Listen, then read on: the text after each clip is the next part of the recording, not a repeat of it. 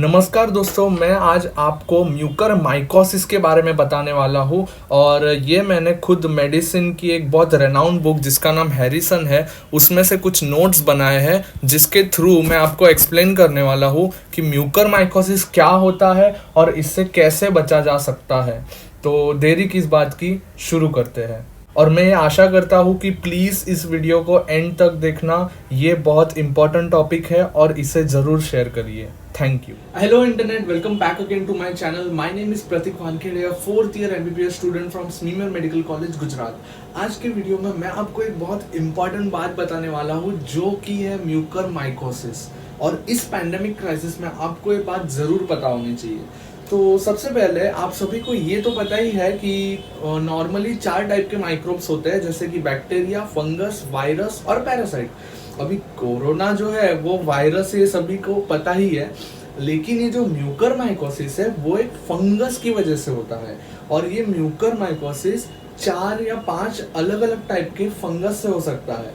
मतलब कि जैसे कि राइजोपस है, बाद में म्यूकर है, एप्सीडिया है, ये अलग अलग टाइप के फंगस है जो म्यूकर माइकोसिस करवा सकते हैं। और मोस्ट कॉमनली राइजोपस जो नामक एक फंगस है उससे होता है, जो आपके नाक के थ्रू या फिर अगर आपको कट लग गया हो तो खून के थ्रू आपके शरीर में जाके आपको म्यूकर माइकोसिस इन्फेक्शन करवा सकता है। अभी ये किन लोगों को ज्यादा होता है, तो कुछ प्री डिस्पोजिंग रिस्क फैक्टर्स है, जैसे कि ये डायबिटीज मेलाइटस।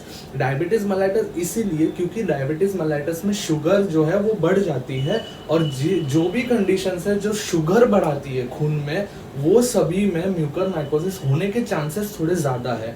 दूसरी जो कंडीशन है वो है इम्यूनिटी कम होना। हमारे शरीर में इन्फेक्शन से लड़ने वाले WBCs होते हैं, जिनको न्यूट्रोफिल्स बोलते हैं, वो उनके शरीर में ऑलरेडी अगर कम मात्रा में है तो उनको भी इन्फेक्शन ज़्यादा हो सकता है।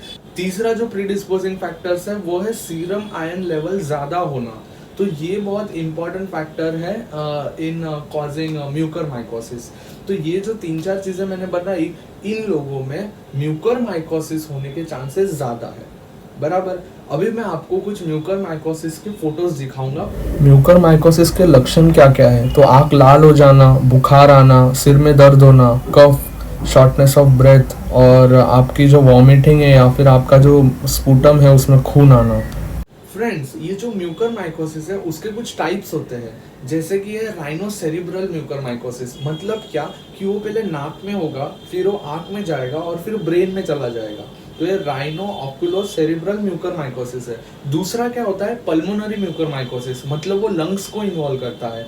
तीसरा है गैस्ट्रो इंटेस्टिनल म्यूकर माइकोसिस, मतलब वो ईसोफेगस से पेट में जाके वो वहां पे म्यूकर माइकोसिस करवाता है। और चौथा जो सबसे डेंजरस है वो है डिसेमिनेटेड म्यूकर माइकोसिस, मतलब कि वो पूरे शरीर में फैल गया है। जो फंगस है वो बहुत एंजियो इन्वेसिव होता है। एंजियो मतलब ब्लड वेसल्स, जो आपकी नसें होती है जो खून लेके जाती है वो, और इन्वेसिव मतलब घुसना। तो ये जो फंगस है वो बहुत एग्रेसिवली आपके ब्लड वेसल्स के थ्रू हर जगह फैल सकता है। तो ये इसकी एक टिपिकल प्रॉपर्टी है म्यूकर माइकोसिस फंगस की। फ्रेंड्स, अगर मैं ट्रीटमेंट की बात करूं तो सबसे इम्पॉर्टेंट जो ड्रग है यहाँ पे वो है लाइपोसोमल एम्फोटेरिसिन बी। और ये ड्रग इतना अच्छा है इस फंगस को मारने के लिए। ये जो डिसीज है ना, ये बहुत पहले से थी, ये अभी नहीं आई है। ये जो ड्रग है वो ब्रेन में भी अच्छे से पेनिट्रेट कर सकता है। जैसे कि मैंने आपको बताया कि ये जो इन्फेक्शन है नाक में से आंख में फिर ब्रेन में जाता है, तो इसीलिए हमको ऐसा ड्रग चाहिए जो ब्रेन में भी जा पाए। और ये जो लाइपोसोमल एम्फोटेरिसिन बी है वो ब्रेन में भी अच्छे से पेनिट्रेट करता है, इसीलिए म्यूकर माइकोसिस का drug of choice is liposomal amphotericin B. अभी दूसरा जो चीज हम करते हैं इन पेशेंट्स में वो है सर्जिकल रिमूवल, मतलब सर्जिकल डेब्रायमेंट। फॉर एग्जांपल, अगर ये वाली आँख में म्यूकर माइकोसिस हुआ है तो हम इसको सर्जिकली रिमूव कर लेंगे। सर्जिकल रिमूवल के 2 फायदे हैं। पहला फायदा जो है वो ये है कि इन्फेक्शन यहाँ से आगे नहीं फैलेगा। दूसरा जो फायदा है वो है कि हम जो ड्रग दे रहे हैं लाइपोसोमल एम्फोटेरिसिन बी, वो खून में जाते जाते आगे अच्छे से फैलेगा, क्योंकि नेक्रोसिस होने की वजह से ये जो पार्ट्स है वहां पे ऑब्लिटरेशन, मतलब वो दरवाजा बंद हो जाता है, तो उसके आगे ड्रग नहीं जा पाएगा। लेकिन हम इसको अगर निकाल दे तो ड्रग अच्छे से आगे अपने रास्ता बना के आगे जा पाएगा और जो इन्फेक्शन है उसको मिटा पाएगा। आप सभी ने सुना होगा कि स्टीरॉइड देने से म्यूकरमाइकोसिस हो गया, व्हाट्सएप यूनिवर्सिटी में सब लिखा आ रहा है।